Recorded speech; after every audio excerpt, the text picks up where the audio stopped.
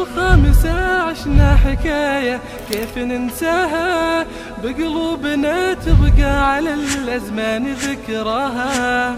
أبطالها أحلى بنا اللي بهم تزهى أرواحنا، والنور يظهر في محياها. وقفوا هدو الرجل سطول الأمل ويسراوح بضم نوران دوتا إن شاء الله. عمل قصته دبور إيدونا حق دمالك هقاقي دون طابق فكري. ككواد وحقيقة الإنسان بني آدم كي يقابك الله وأبوري. بني آدم كو حدوني دو جوغان لا يتحامه. حرية با إلهي سيئي. حان الله أبوري قابو وحدوران كارو. لكن doorashada uu dooranaya waxay u baahan tahay caqli iyo aqoon iyo iraada go'aan. asal waxa uu nabigu leeyahay calayhi salaatu wasalaam xadiidka bukhaari warinaya cabdullaahi bnu mascuud uu ka warinaya nabiga calayhi salaatu wasalaam. nabigaa wuxuu jeexay buu yidhi khad murabbaca square khada fargees labuu sameeyey. dabeetana nabigu calayhi salaatu wasalaam bartanku haddana khad kale ka dhex saaray. fargeeska khadkii ahaa ayuu khad kale ka dhex saaray. khadkaa dhexe xariijimuu u yeelay. waxa uu ku tilmaamay markaas waxaan afarta hareerood kaga wareegsan qofka waa ajashiisii, waa geeridii oo aanu dhaafaynin. khadkan ka dhex baxayna waa amalka iyo rajada. geerida meel ka fog ayuu qofku inta badan ka rajo qabaa.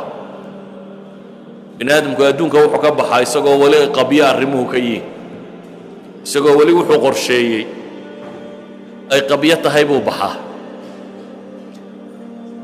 waxa uu kaloo nabigu xariijimaa yaryara kale ka baxaya ku tilmaamay inay tahay acraadu dunya, mashaakilka adduun oo kan xaganayo kani xaganayo kani xaganayo aanu marnaba mashkilad la'aanaynin. idan wuxuu xadiidku sawirayaa qofka bini aadamka ah rajada iyo amalka uu qabaa, yididiilada uu qabaa inaanay xad lahayn, inay cimrigiisa iyo wakhtigiisaba ka dheertay. hada huwa alasl. laakiin waxaa la rabaa qofka muslimka ahi inuu masaladaa xadeeyo oo meel ka dhow uu arko. xaqiiqada labaad aynu tilmaamaynaa waxay tahay geeridu waa alxaqiiqa alwaxiida almuctarafi biha bayna annaas. waa xaqiiqada bini aadam oo dhammi uu rumaysan yahay. cid kastaaba inay geeriyoonayso. waxaad garan kartaa un dadka intii kugu hareeraysnayd geeridooda. ilaahay subxaanaه wa tacaala qur-aanka wuxuu ku leeyahay isagoo nebi moxamed la hadlaya innaka mayitun wa innahum mayituun. innaka mayit waad dhimanaysaa baa la leeyahay, waa qasab.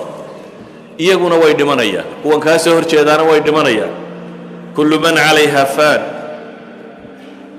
waxaa nolosha kor saaran oo dhammi dhammaantood waa dhammaanayaan baa ilaahay leeyahay. wamaa jacalnaa libasharin min qablika alkhuld afa in mitta fahum alkhaaliduun. adiga hortaa cid aanu waaritaan siinay ma jirta baa ilaahay leeyahay. adigu haddaad geeriyooto mayagaa waaraya baa ilaahay leeyahay subxaana wa tacaala. idan haddaan nebi maxamed sayid alkhalq ilaahay doortay, ilaahay ku leeyay waad geeriyoonaysaa, waxa ka dambeeyana waa geeriyoonaya. gaaladii ku jeesjeesaysee lahayd rayb almanuun baan la sugaynaa iyo waxaan baynu la rabnaa, ilaahay wuxuu yidhi adiguna waa dhiman iyaguna way dhiman, cid hadhaysaa ma jirto. taasina waa xaqiiqo labaad. xaqiiqada koowaad waa in adiga rajadaada iyo amalkaagu u dheeriyey.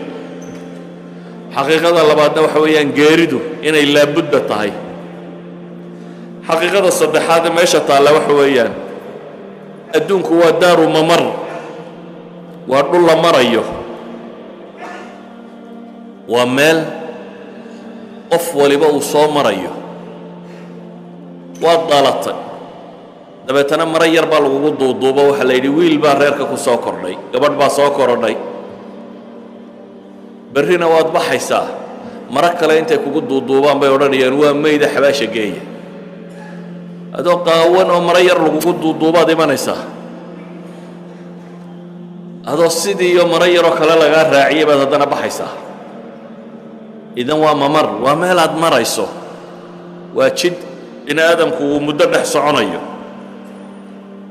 waxaana ka dambeeyaba rabbi tilmaamaya la kulanka alle qof waliba inuu rabbi la kulmi doono in la xisaabin doono janno iyo naar inay ka dambayso saa daraaddeed baa ilaahay wuxuu leeyahy qul ina almowta aladii tafiruuna minhu fainahu mulaaqiikum geeridan aad ka baxsanaysaan ee aad ka rooraysaan waa idinla kulmaysaa hadday meeli ku xanuunto dhakhtar raadiya kan raadiya adduun waxaad haysato ku bixi waxaad rabtaa bal sidii aad maalma u sii jiri lahayd ayaad dadaalkeed ku jirtaa laakiin ilaahay wuxuu leeyahay waa mulaaqiikum waa idinla kulmaysaa maxaa ka dambeeya uma turadduuna ilaa caalimi alghaybi waashahaada fayunabbi'ukum bima kuntum tacmaluun waxaa laydiin celinayaa baa la yidhi caalimu alghaybi waashahaada allaha waxa maqan iyo waxa joogaba og allaha aan waxba ka qarsoonayn